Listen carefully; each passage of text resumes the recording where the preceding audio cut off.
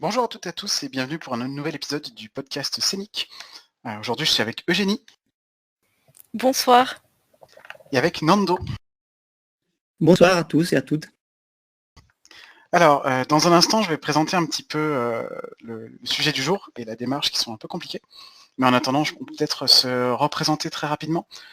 Donc moi, je suis KF, je tiens un blog de théorie rôliste qui s'appelle Ristretto Revenant. Je suis actif dans les communautés un peu alternatives, notamment les cours alternatifs. Et je suis l'auteur d'un jeu de rôle qui s'appelle La Clé des Nuages. Voilà. Eugénie, peut-être ? Moi, c'est Eugénie. J'ai un blog qui s'appelle Je ne suis pas MJ May où je décortique le jeu de rôle à hauteur de joueuse. Et je suis également active du côté de la scène des courants alternatifs. Et moi, c'est Nando. Superstar ce soir. Oui, votre invité. Je suis pas du tout dans le monde de jeux de rôle. Je suis un chercheur en cinéma, notamment à Paris 3, à la Sorbonne Nouvelle, et en postdoc, après plusieurs années de thèse, comme vous pouvez imaginer. Donc oui, cinéma, et notamment cinéma muet, cinéma des origines, l'archéologie du spectateur, fin 19e, début du 20e siècle, etc. etc. Mais je vous en passe de toutes ces questions plus ennuyantes et ennuyeuses, et pour passer plutôt au cœur de notre podcast d'aujourd'hui, je dirais. Super. Alors effectivement, on se retrouve à trois avec des profils assez différents. C'est-à-dire que Eugénie et moi ne sommes pas particulièrement cinéphiles, Nando n'est pas rôliste, et on va essayer de se trouver quand même un terrain de discussion pour parler de liens entre cinéma et jeu de rôle, sous un axe bien spécifique et bien particulier.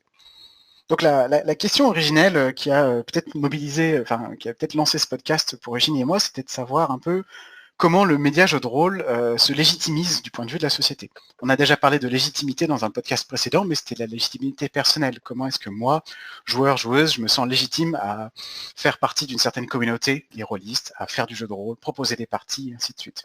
Là, on interroge la légitimité à une toute autre échelle, qui est le média, le jeu de rôle, dans sa légitimité par rapport à l'espace public. Qu'est-ce qu'on pense du jeu de rôle? Comment est-ce qu'on entre dans ce cercle, et ainsi de suite. Le problème, c'est que cette question de la légitimation du média jeu de rôle, elle est très large, très vaste, et elle fait appel à tout un tas de sciences qu'on ne maîtrise pas, sciences historiques et sociologie par exemple. Et il faudrait à minima des connaissances historiques assez pointues et précises sur le jeu de rôle pour pouvoir dire des choses nouvelles. Il y a une autre question, ceci dit, qui est un peu plus humble et pour laquelle nos perspectives de joueurs et de joueuses ont peut-être un petit peu plus de valeur, qui nous intéresse beaucoup avec Eugénie, c'est la notion de la maturité du média. C'est-à-dire qu'il nous semble apparaître par certains aspects, par certains points, que le jeu de rôle est un média qui est encore immature, entre guillemets, aujourd'hui. Ce qu'on entend par là, c'est que il semble être loin d'un stade de développement final, ou peut-être l'idée qu'il y a des choses, des espèces d'irrégularités, de choses un peu basiques qui finiraient peut-être par disparaître avec le temps, et qu'on espère voir se transformer en tout cas. Dit comme ça, c'est extrêmement vague, et on n'a pas vraiment un point de vue, comme je disais, exhaustif, historique sur toute l'histoire du jeu de rôle et de cette maturité, entre guillemets. Donc, on va essayer d'y voir un petit peu plus clair sur ce qui nous semble être les signes de ce que le jeu de rôle est encore à un stade assez précoce de son développement. Quand je parle de maturité ici, je le dis pas vraiment dans un sens de jugement moral, comme on reprocherait à un enfant ou à un adolescent d'être immature, plus dans un sens de biologiste qui s'intéresserait à un organisme qui est encore au début dans un stade un petit peu précoce de son développement. Donc ce sentiment partagé, mais un petit peu flou d'immaturité, en tout cas de développement non terminé du jeu de rôle, on va essayer de lui donner un tout petit peu de corps et de donner quelques intuitions plus précises et concrètes au cours de ce podcast. Et pour ce faire, on va en fait procéder à une large comparaison avec le cinéma dans son processus historique et la façon dont il s'est légitimisé, démocratisé, de ses débuts jusqu'à nos jours. C'est-à-dire qu'avant d'être ce qu'il est maintenant, avec ces salles de cinéma où l'on va en payant 10 €, puis ses DVD, ses films que l'on regarde chez soi, le cinéma a une histoire assez riche et vaste, et tout un tas de processus par lesquels il s'est légitimisé.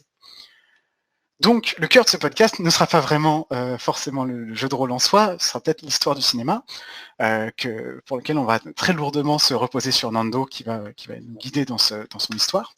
Et Eugénie et moi, on est là pour poser des petites questions, développer des points, tirer des raccords avec le jeu de rôle. Et on espère, on pense que cette comparaison est légitime, qu'elle va nous aider à y voir un petit peu plus clair et à tirer des intuitions un petit peu plus informées, un petit peu plus précises sur ce qui nous semble intéressant d'imaginer comme étant peut-être un futur du jeu de rôle. Voilà pour l'introduction générale et pour la démarche. Est-ce que vous avez quelque chose à ajouter avant qu'on commence ? Oui, moi, j'ai plusieurs aspects que je remarque de cette introduction qui me semble intéressante à ajouter à l'introduction pour le côté du cinéma, si tu peux me permettre. Bien sûr. Notamment, tu as parlé de légitimation à plusieurs niveaux, historique, artistique, sociologique. Bah, c'est le cas aussi, ça sera aussi le cas de l'histoire du cinéma. Pour le cinéma, il faut regarder qu'est-ce que ça veut dire ce mot, légitimation, qui c'est un processus en fait, sur ces plusieurs angles, plusieurs points de vue. Le deuxième aspect, c'est sur la question de la maturité, parce que d'un côté, il faut aussi préciser que le cinéma, lui aussi, n'arrête pas de changer, d'évoluer. Et dire que le cinéma est arrivé à un point de maturation, c'est vrai à un moment donné de l'histoire. Et en même temps, de l'autre part, il faut continuer à dire qu'il n'y a pas un vrai point final d'aboutissement aussi pour l'histoire du cinéma. Donc, on voit même dans nos jours comme l'histoire du cinéma n'arrête pas de s'écrire en fait. Donc, c'est une histoire d'une maturité qui, oui, on peut supposer, on peut regarder rétrospectivement, mais en même temps, qu'on doit assumer comme une espèce de point qui est toujours en train de se faire, de s'écrire en fait. Donc, c'est une maturité en train de se faire encore dans un certain sens. Et bon, voilà, c'est un peu ces deux aspects que je voulais préciser peut-être en chapeau à ton introduction très, très claire et très intéressante déjà. Oui, en fait, ce que j'en tire, pardon. Ce que j'en tire, si on peut résumer juste en un mot, c'est de se dire que l'idée de maturité pour un média va être compliquée à définir parce qu'elle ne consiste pas à aboutir à un état de stagnation éternelle qui serait le média abouti, point, quoi. Effectivement, on a du mal à imaginer un média artistique, d'autant plus qui ne se transforme pas encore et encore, quoi. Donc, trouver un critère qu'on appellerait la maturité, ça va être déjà en soi complexe. Oui, c'est ça, je suis d'accord 100%. Et quand même, c'est un paradigme, celui de la maturité, une notion qui nous sert pour penser l'histoire de ce média. Donc, c'est, on pourrait dire, un outil épistémologique pour regarder et pour juger aussi cette histoire. Donc, on l'assume en même temps qu'on la met en cause. Impeccable. Eh ben, je pense qu'on peut se lancer. Et bah alors, pour le premier aspect de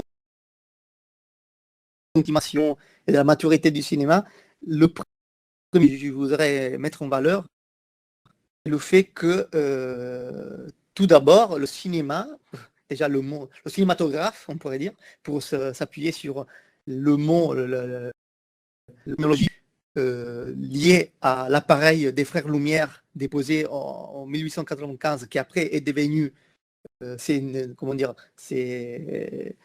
devenu la norme pour définir tout le spectacle et tous les autres appareils similaires.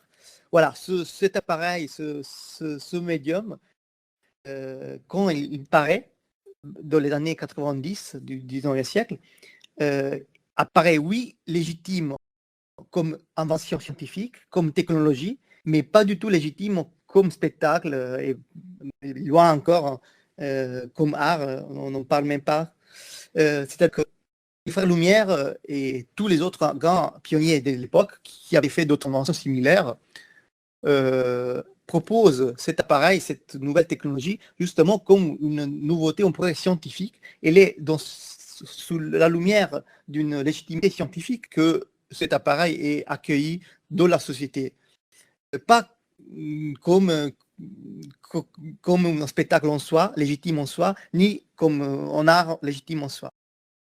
En effet, par exemple, après les premières projections publiques, le grand moment de fortune, on pourrait dire, de cinématographe, est l'exposition universelle de 1900, où, comme on sait dans toutes les expositions universelles, c'est le moment pour les pays de montrer le mieux de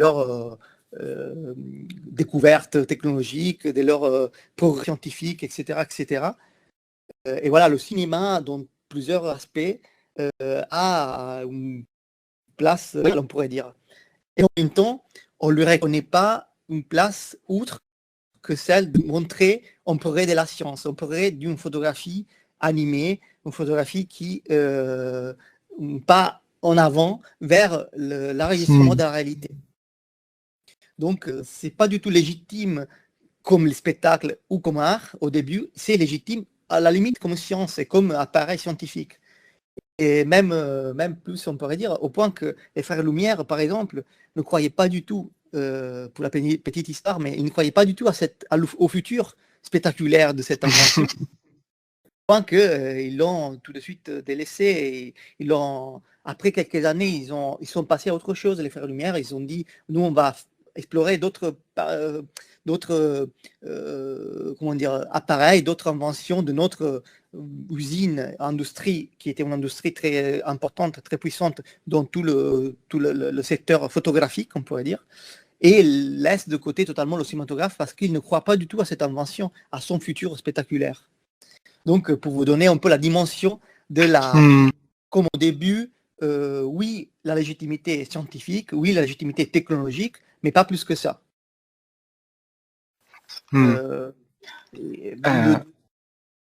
Sur le côté spectaculaire donc qui existait du cinéma, on pourrait dire, du début, qui a amusé de toute façon, voir la mer animée, voir les gens qui sortent de l'usine, ça amuse parce que c'est quelque chose d'inédit, visuel et de spectatoriel de l'époque. Donc, ça amuse. Ce côté spectaculaire, par contre, ça s'inscrivait dans une autre paradigme, qui c'était un paradigme qu'on peut appeler le paradigme de l'attraction. Était une pure attraction, une attraction parmi les autres aussi de l'époque.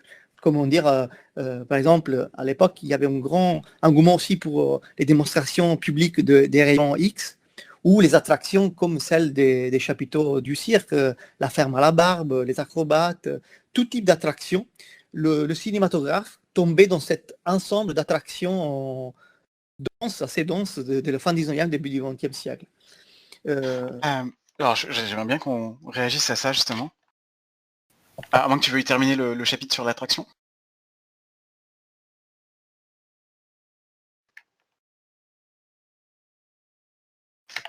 Je ne t'entends plus. On a quelques petits problèmes de connexion, ça risque d'arriver de temps en temps. Mince.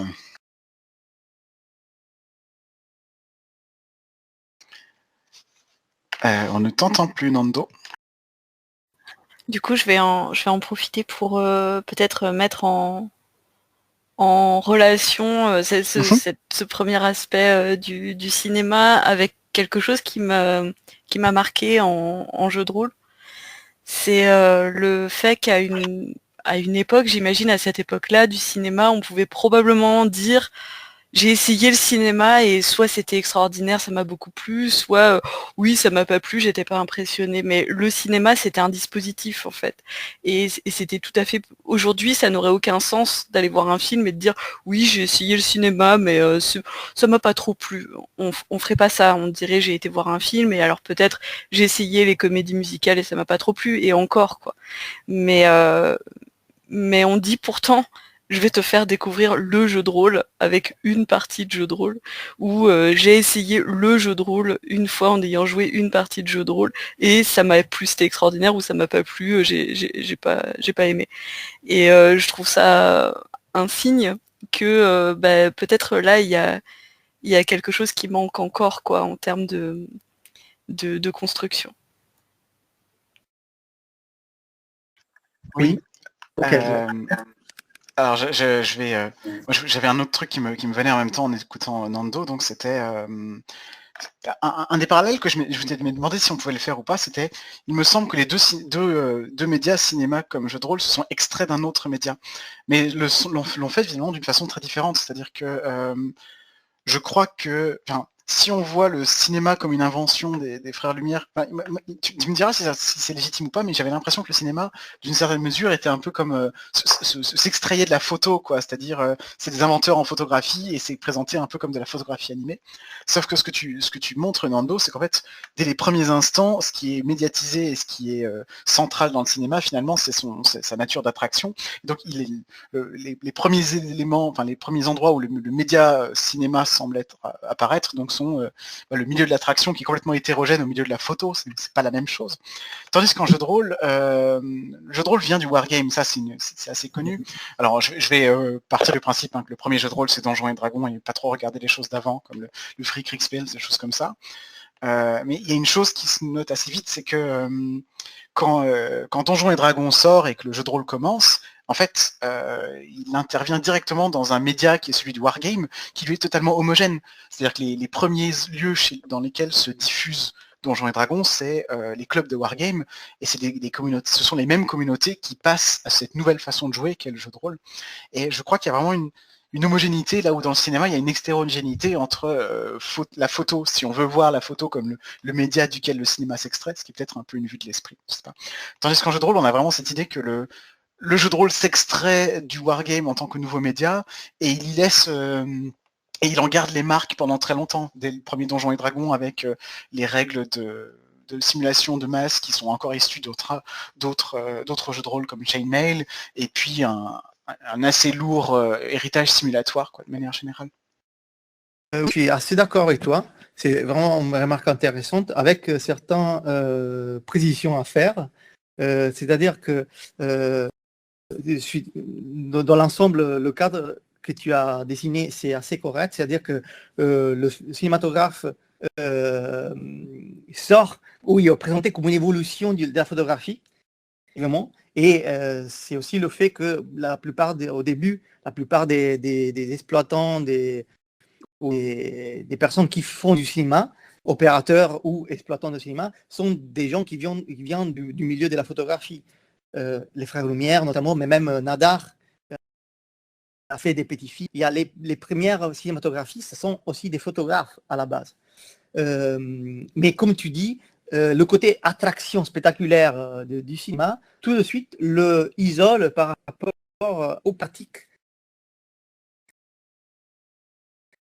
On t'entend plus. Ah si, ça va. Allô?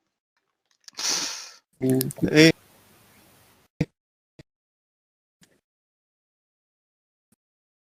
je crois que ça a sauté à nouveau. On n'entend plus rien.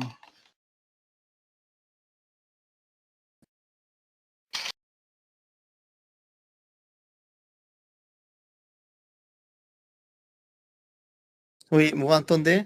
Oui, c'est bon. Et donc, je disais que oui, donc côté les sorts l'évolution des photographes du début sont des photographes comme les frères Lumière, mais aussi Nadar, etc., qui font du cinéma photographique. Mais le côté attractionnel et spectaculaire isole cette nouvelle machine, nouvelle technologie, et le met plutôt ensemble aux autres formes spectaculaires plutôt qu'aux pratiques photographiques. La précision à faire, c'est que il faut aussi se replacer dans le contexte de l'homme du fin 19e, pour lequel aussi, déjà la photographie avait des aspects spectaculaires, avait des utilisations spectaculaires. Par exemple, il y avait une utilisation de photographie beaucoup plus spectaculaire, au moins spectaculaire autant que celle que l'on a aujourd'hui, mais peut-être on y pense moins parce qu'on pense toujours à la photographie comme quelque chose, comme une captation de la réalité, alors que la photographie était aussi une pratique qui avait donné lieu, par exemple, au spectacle de l'Intermagique. L'Intermagique, d'abord, c'était ce spectacle de projection lumineuse, on pourrait dire, à plaque. D'abord, plaque dessinée de vitres et colorée. Au XIXe siècle, le support photographique, la plaque photographique est une des supports principaux. Donc, pour des spectacles de projection lumineuse à lanterne magique. Donc ce côté spectaculaire déjà était inscrit dans l'histoire de la photographie aussi, ou encore on peut penser à la stéréoscopie, à la photographie stéréoscopique, c'est-à-dire à cette photographie divisée en deux, qui est un appareil permettait de voir Rome en relief comme en 3D. Il y avait déjà une espèce de... c'est vrai que le cinématographe semble faire un saut plus grand au saut qui fait le jeu du rôle à son ancêtre, on pourrait dire, et quand même, il faut voir ce côté spectaculaire qui est aussi la photographie continuer à alimenter tout au long du 19e siècle et au début du 20e siècle. Donc, oui et non, je dirais. Ok. Si j'ai assez répondu à cette remarque, mais je suis assez d'accord dans l'ensemble, c'est vrai, de la perception et celle que tu as raconté, KF. C'est-à-dire que la perception était que c'était une évolution de la photographie, donc une évolution technique, était perçue et reçue et présentée comme de la photographie animée. En fait, même le nom en anglais, on garde ce principe parce qu'on l'appelle moving pictures. On l'appelle même pas cinéma, on l'appelle photographie qui bouge. Donc, même de l'étymologie du nom, on garde cette fort lien avec la photographie, mais c'est vrai que tout de suite, le côté scientifique et technologique devient plus loin, moins marquante, et spectaculaire prend totalement le relais, alors que pour la photographie, le côté aussi sérieux de la photographie était celui majoritaire. Voilà. C'est vrai que pour la photographie, le côté majoritaire n'est pas le côté spectaculaire, mais le côté enregistrement de la réalité, utilisation pour la presse, documentation de la réalité, documentation de... Par exemple, il y avait eu des grandes campagnes du gouvernement français, voulues par le gouvernement français, déjà à l'époque, au milieu du 19e siècle, pour documenter tout le patrimoine artistique et architectural de la France. Voilà, donc la photographie qui est quelque chose qui se met en service de quelque chose de sérieux, de la science, on peut dire du progrès intellectuel. Alors que, mais existe une partie minoritaire de l'histoire de la photographie qui excelle, va vers après l'explosion spectaculaire du cinématographe, qui est une utilisation plus amusante, liée au jeu aussi de la photographie. Voilà. Donc, mais qui, pour le cinéma, le côté majoritaire devient le côté spectaculaire, alors que le côté minoritaire reste celle, on pourrait dire, scientifique, technologique. Donc, c'est vrai ce que tu dis. Je pense que cela résume un peu cette question. Ok. Après, c'est mon point de vue, mais je pense que c'est assez proche à la réalité. J'achète, ouais. On va dire. C'est pas pour dire c'est la vérité, mais ça n'existe pas la vérité, c'est l'histoire comme on sait, c'est toujours une histoire dense et on peut prendre plusieurs points de vue différents, mais cet aspect-là, c'est plutôt vraisemblable avec lequel je l'ai présenté, je dirais. Et l'autre aspect que je voulais préciser, c'est que le mot attraction, donc pas seulement désigne le cinéma comme une des attractions par l'époque, mais désigne aussi le paradigme prévalent du langage du cinéma à ce moment-là, que c'est un langage qui ne veut pas du tout raconter, c'est la narration. Là, il n'est pas inscrit ce que le cinéma en est, mais c'est peut-être intéressant aussi pour le monde rôliste, c'est ça. C'est-à-dire en comparaison, mais aussi en comparaison dialectique. Attends, juste, on a perdu quelques instants là. On t'entend, mais il y a eu quelques instants de coupé. Est-ce que tu pourrais dire ça?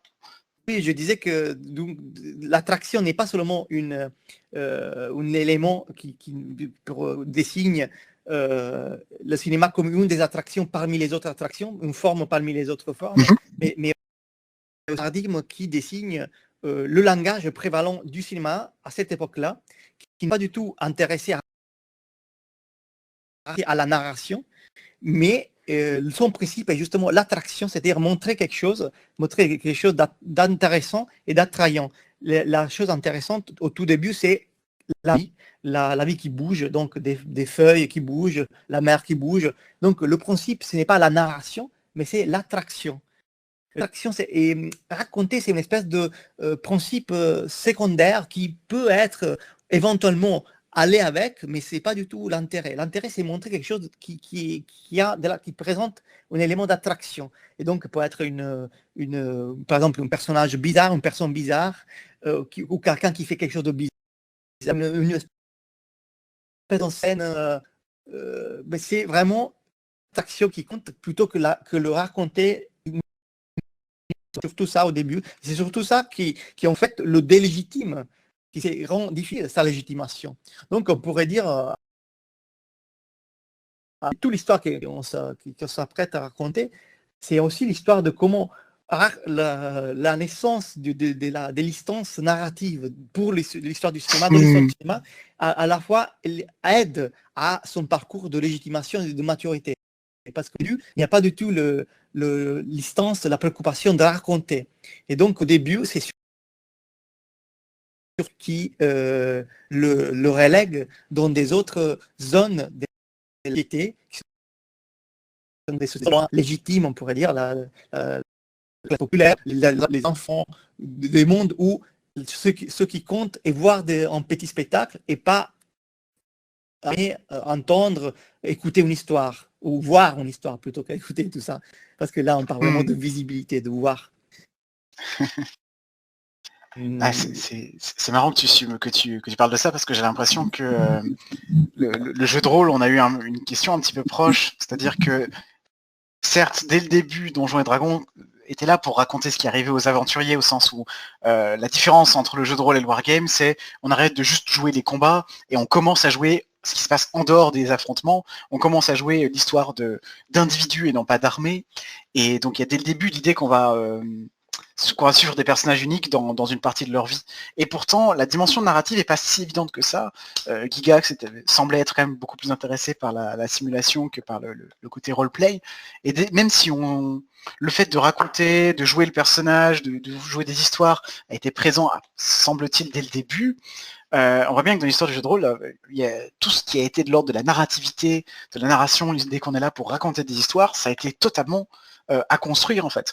Enfin, je pense pas me tromper en disant que le début du jeu de rôle, quand bien même il y avait peut-être dès le début une intention narrative, je suis pas assez qualifié pour le dire, n'avait absolument rien de la façon dont on présente le jeu de rôle maintenant, parce qu'il est difficile aujourd'hui de résumer le jeu de rôle en une phrase sans dire c'est un jeu où on raconte des histoires, ou un jeu collaboratif pour raconter des histoires, alors qu'au début il me semble que c'était vraiment pas évident, quoi. C'est intéressant ce que tu dis, parce que pour moi, que je ne suis pas un rôliste, on pourrait dire, j'ai vraiment très peu joué dans ma vie dans le jeu de rôle, et surtout, je ne connais pas ce monde-là. Si tu me disais, le stéréotype pour moi du jeu de rôle, c'était qu'il avait une histoire, en fait. Donc, je pense que c'est la même idée, au moins le même. Et si moi, je demandais à quelqu'un qui ne connaît pas l'histoire du cinéma, qu'est-ce que c'est le cinéma, il aura donné qu'il y a une narration le film raconte quelque chose. Alors que pour les deux médias, cet élément-là n'est pas inscrit dans l'origine de leur histoire. C'est ça qui me semble intéressant. Et en même temps, désormais, ils ont collé avec leur propre définition au point de devenir, au moins pour moi, un stéréotype. Pour moi, le jeu de rôle raconte une histoire. C'est vivre une histoire. De toute façon, on ne peut pas parler du jeu de rôle, on pourrait dire, sans évoquer le mot histoire ou raconter, alors que je pense aussi que quand je demande à quelqu'un, dis-moi qu'est-ce que c'est le cinéma, sûrement ça sort des mots comme histoire, raconter. Mais oui, de toute façon, le récit, c'est inscrit dans l'idée stéréotypée du média. Et ces éléments me semblent intéressants, parce que c'est un peu la même chose qui revient dans les deux sens. D'accord? Après, pour continuer un peu cette histoire, voilà, le cinéma, comme il naît, comme il se s'insère, il continue à être, il va être utilisé donc dans des lieux qui ne sont pas du tout, sont des lieux variés. Par exemple, des lieux qui ne sont pas des vrais lieux faits pour abriter le cinéma, comme des cafés ou des vaudevilles, des théâtres, même des magasins au début du siècle qui s'appellent du Fayette. Tu peux répéter la dernière phrase, s'il te plaît? Oui, voilà. Que le cinéma continue à vivre dans des lieux qui ne sont pas du tout des lieux qui abritent, faites pour abriter le cinéma, et le cinéma spécifiquement et seulement, sont des lieux variés comme des bars où des gens vont à faire d'autres choses et donc, entre autres, voir aussi le cinéma. Comme un numéro, une attraction, comme on avait dit. Par exemple, des cafés-concerts, les vaudevilles ou des théâtres ou, par exemple, des grands magasins. Il y a des grands magasins du début du siècle qui s'appelle du Fayet, dans un coin, un petit parti, un coin cinématographe où, de toute façon, les femmes qui allaient faire les courses, on pourrait dire, avec leurs enfants, vous pouvez laisser les enfants voir le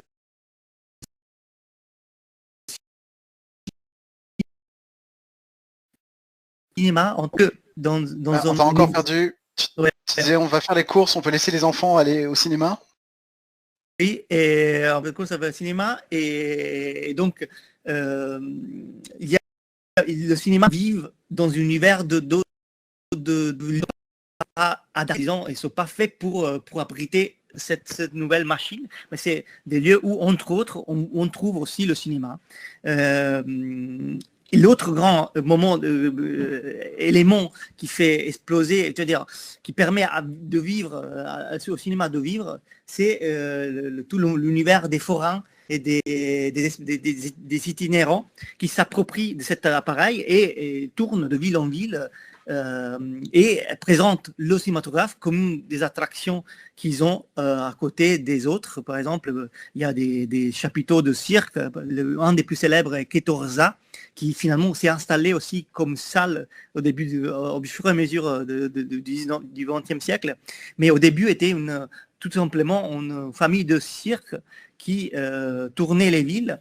Et dans ces tournées-là, ils présentaient le cinématographe comme numéro avec la femme à la barre ou avec des acrobates, etc., des choses comme ça.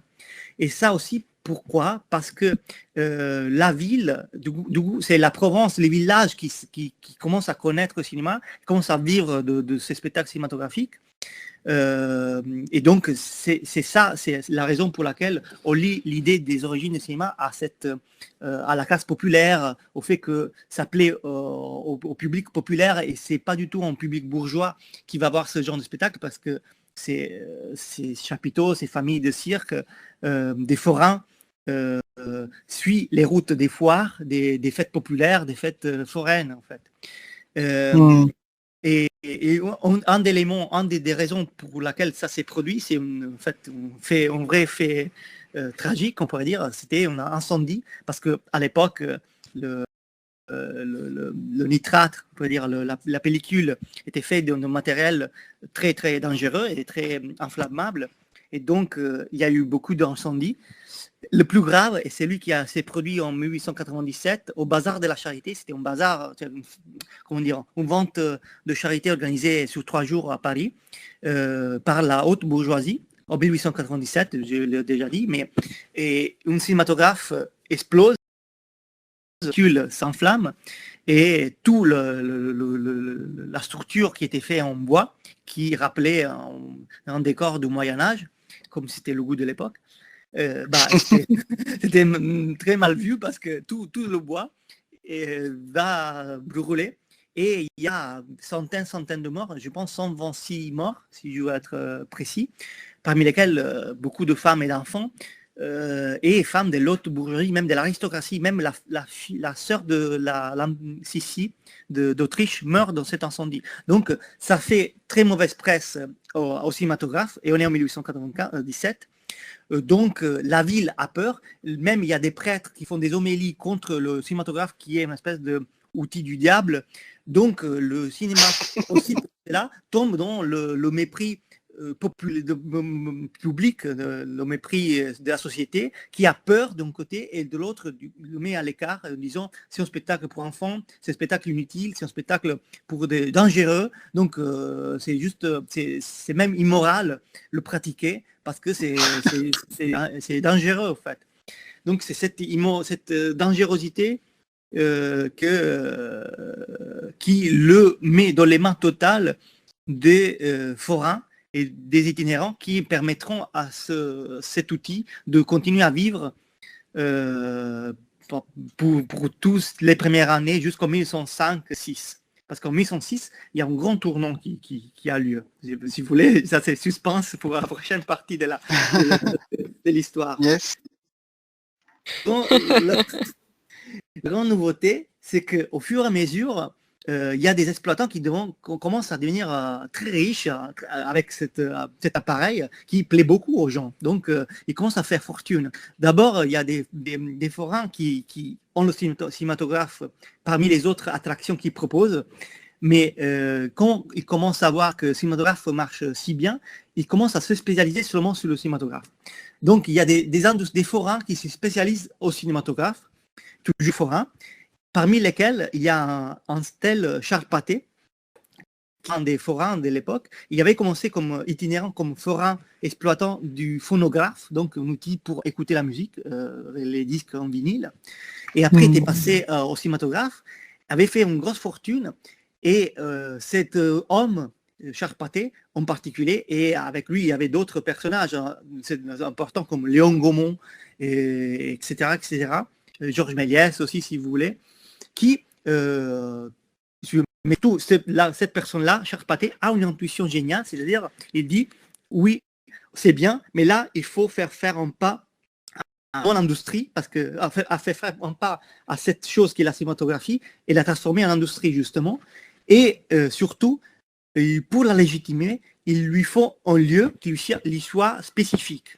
Donc, c'est Charles Pathé qui, à la fin de 1906, a l'intuition, l'idée d'ouvrir la première salle de cinéma, qui est un événement assez révolutionnaire dans l'histoire du cinéma, pour plusieurs raisons.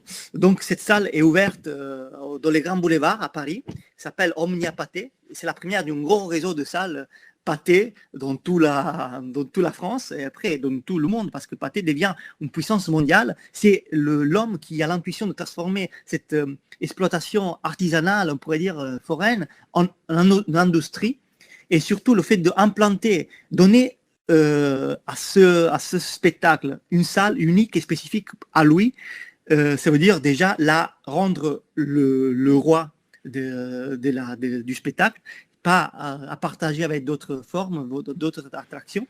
Et après, l'implanter sur un lieu spécifique comme les grands boulevards, ça veut dire aussi s'adresser à un public qui était le même public qui allait au théâtre, par exemple. Donc, un public qui a des goûts cultivés, un public qui aussi demande aux formes spectaculaires, aux représentations, quelque chose de plus qui ensemble l'attraction. Donc, en même temps, cet geste, c'est le même qui puisse après, qui est fait pour des raisons, on pourrait dire, totalement, je dirais pas cynique, mais d'un industriel, pas d'un homme d'art, c'est pas d'un artiste, c'est d'un entrepreneur, ouais, un homme qui veut faire de la fortune, qui veut faire plus d'argent, mais en même temps, cette décision aurait une grande influence sur aussi l'évolution du langage cinématographique, parce que le public qui se présente dans cette salle, voilà, c'est toujours le même public, et c'est la grosse différence avec les forains et avec les itinérants, parce qu'avant, les cinématographistes changeaient de ville en ville chaque semaine, et donc n'avaient pas de problème de présenter le même film chaque fois, parce que le public changeait. Et donc, le public ne se lassait pas, on pourrait dire. Mais quand tu installes un lieu fixe, alors le public est toujours le même, et toujours même le public qui peut venir chez toi, c'est pas toi qui tu vas chez eux. Et donc, le public te demande des choses différentes. Tu peux pas lui offrir le même film, la même vue animée, la mer, encore en 1906, aux mêmes gens qui l'ont déjà vu 1, 2, 3 fois, 4 fois. Ils ont besoin de quelque chose de plus.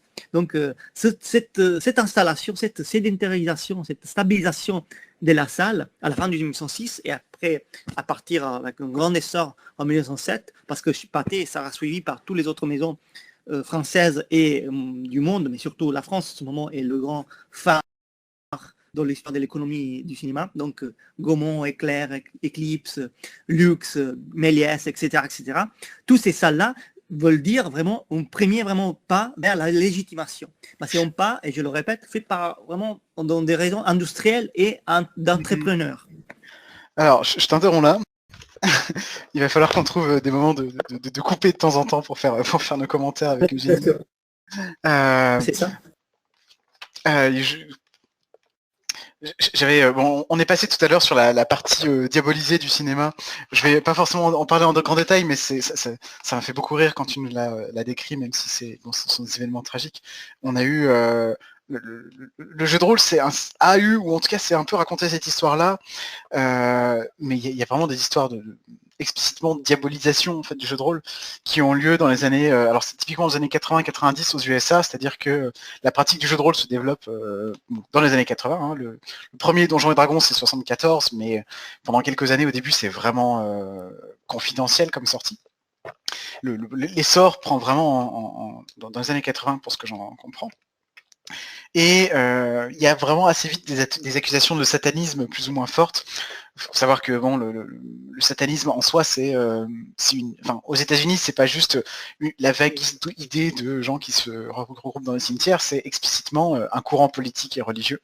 Il y a un article sur 500 nuances de geek sur l'influence du satanisme institué aux USA par rapport à ça. Et il y a donc cette idée, il y a des associations qui se montent, la BADD, genre Bothered Against, genre quelque chose comme Bothered Against Dungeons and Dragons, je crois que c'est quelque chose comme ça, qui est une association de anti-Donjons et Dragons, quoi, ou en tout cas très suspecte là-dessus, sur le fait que ça va être des enfants qui s'enferment dans des caves pour raconter des histoires de démons et de magie, donc des choses contre lesquelles Jésus s'est battu, quoi. Et ça culmine en France plus tard, dans les années 90, il y a cette fameuse affaire Mireille Dumas avec...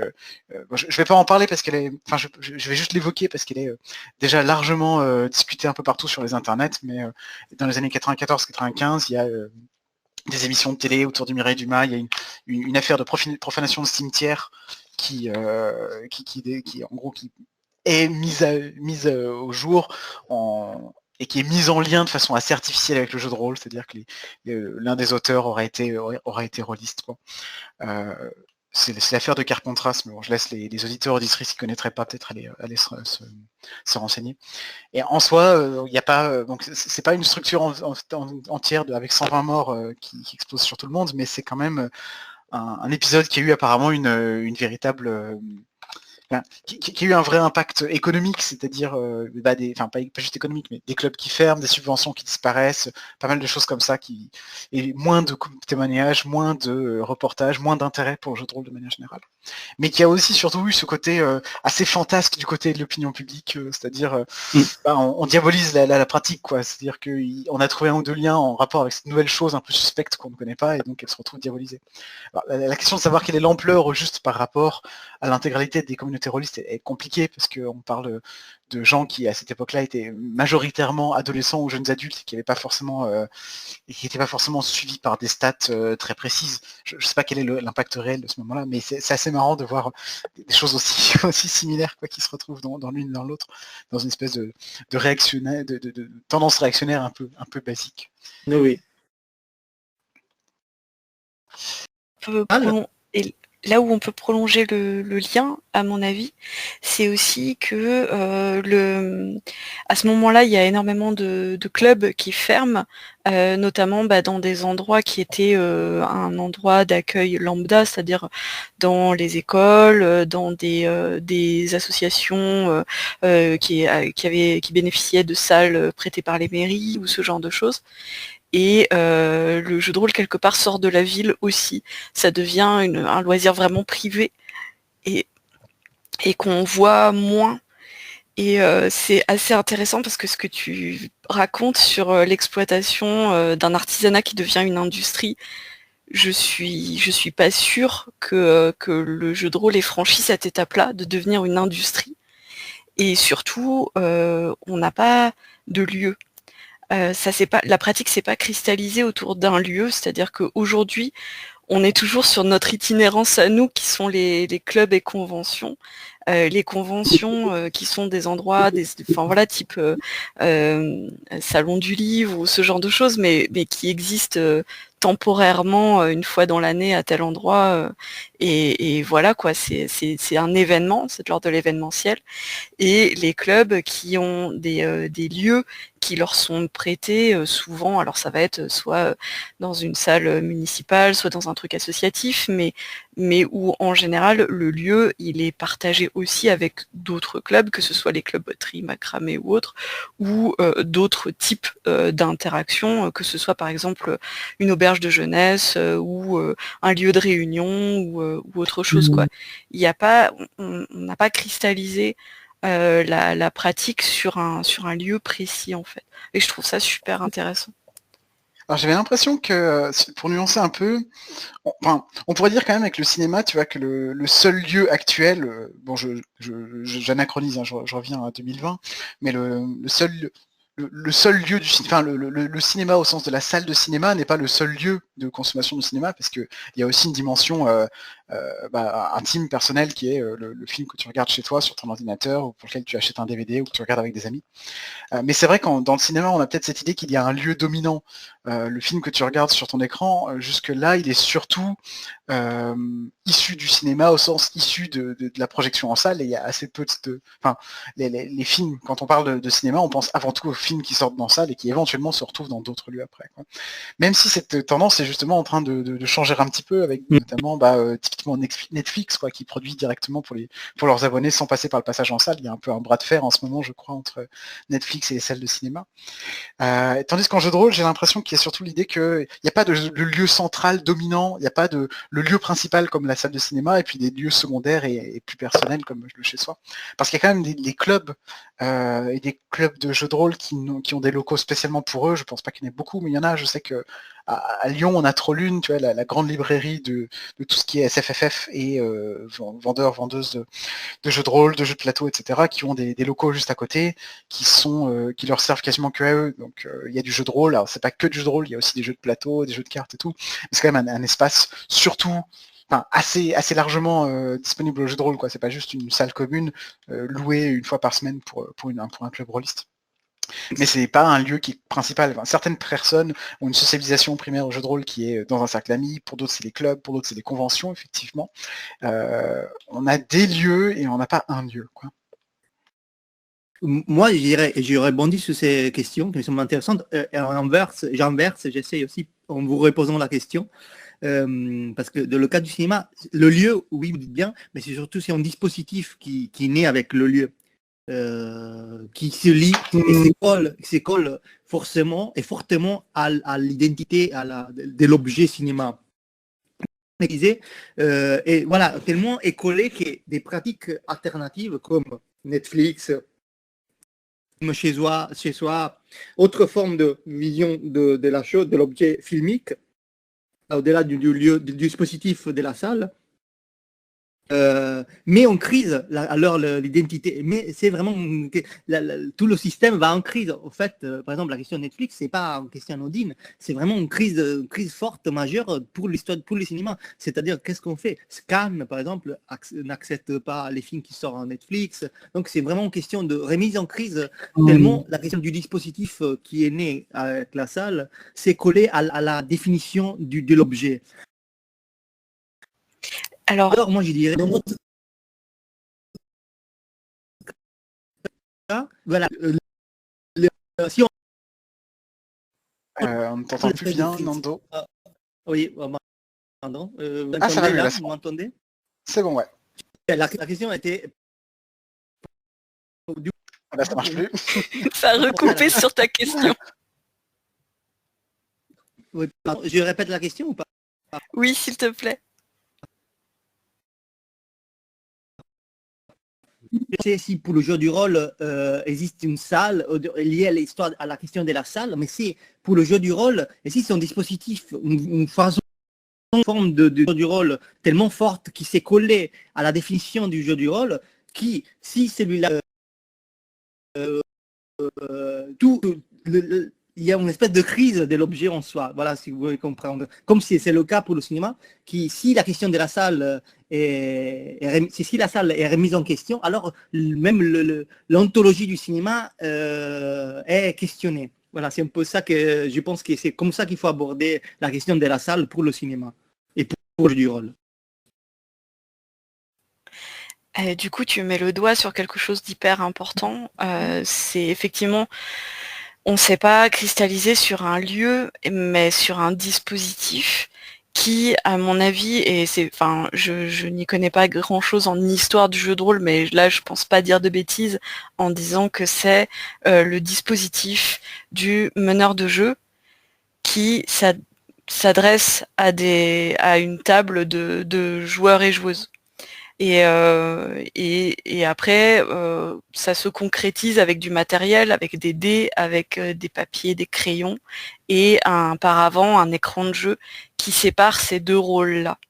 Et je pense que l'analogie, elle est valable dans la mesure où, notamment quand, dans les années 2000-2010, sont arrivées toute une vague de jeux sans meneur de jeu, les jeux sans MJ, ça a été une crise à ce moment-là où il y a eu une vague de réactions qui disaient ça c'est pas du jeu de rôle. Et aujourd'hui c'est accepté comme du jeu de rôle. Globalement ça va, on a fini par passer outre, mais cette remise en question du dispositif qui bouscule complètement le média, elle a existé sur ce dispositif-là, je pense. C'est vrai qu'on a eu, on n'a pas trop parlé du dispositif rôliste, mais c'est vrai que c'est quelque chose qui a peut-être subi moins de métamorphoses et de transformations que le cinématographe, qui passe du coup de l'invention à la fast-food foraine, l'attraction avant d'arriver à la salle de cinéma. Mais on a quand même eu quelques modifications, c'est-à-dire, typiquement, les rapports de Donjons et Dragons dans les années 80, il me semble, font souvent mention de parties avec un nombre de joueurs assez impressionnant par rapport à ce qu'on trouve actuellement, quoi. Ça semblait pas inhabituel d'avoir des parties à 8 ou 10. Et il y a des rôles qui étaient formés autour de ça, typiquement le caller, qui est la personne qui récupère ce que tout le monde dit et qui explique au MJ ou à la MJ quelles sont les différentes choses que vont faire le groupe et qui résume en fait. Rôle qui semble avoir été crucial dans certains dispositifs rôlistes au début et qui disparaît progressivement. Et puis il y a dans les autres éléments qui changent dans le dispositif rôliste avec le temps aussi, il y a je suis d'accord que la présence du MJ semble être peut-être l'un des plus importants, mais il y a aussi le nombre de joueurs de joueuses qui peut au contraire diminuer jusqu'à 1. C'est quand même un des trucs actuellement, une des formes de jeu de rôle les moins représentées, les moins reconnues, je pense, actuellement, c'est le jeu de rôle solitaire, par exemple, qui a quand même un dispositif vraiment particulier et spécial. Et sans aller dans cette direction-là, sinon, un dispositif nouveau du jeu de rôle en ce moment, c'est aussi le jeu en ligne, que ce soit avec une webcam ou seulement un micro, qui explose tout particulièrement, pas juste à l'ère d'Internet, mais à l'ère du coronavirus, du coup, et qui force à réinventer un petit peu le langage rôliste, parce que d'un côté, on a plusieurs canaux de discussion, on a plein de choses en plus que juste la voix, mais d'un autre côté, la voix est un canal beaucoup plus encombré. Et d'ailleurs, sur la question du jeu de rôle en ligne, il y a une super intervention de Noémie Rock dans le colloque Engagement et Résistance, où elle parle, je crois que son intervention s'appelle Jeu de rôle en ligne, je me souviens plus du nom, mais elle utilise le terme de multifénétré pour désigner un engagement multifénétré, oui. Ah, super. Ouais, elle met vraiment en avant le fait d'avoir plusieurs fenêtres en même temps, de pouvoir passer de Roll20 si c'est ça, au chat, à ceci, ainsi de suite. Je sais pas si tu veux rebondir sur le dispositif. Non. Je me demandais si on faisait une pause ici pour passer ensuite à d'autres phases de légitimation. Et bah du coup on va s'arrêter en 1907 pour le cinéma et à la naissance des salles de cinéma autour de Pathé. Et puis à nos remarques sur le dispositif et sur le lieu du jeu de rôle. Et on se retrouve pour la suite dans pas très longtemps. Et ben tout à l'heure. À tout à l'heure.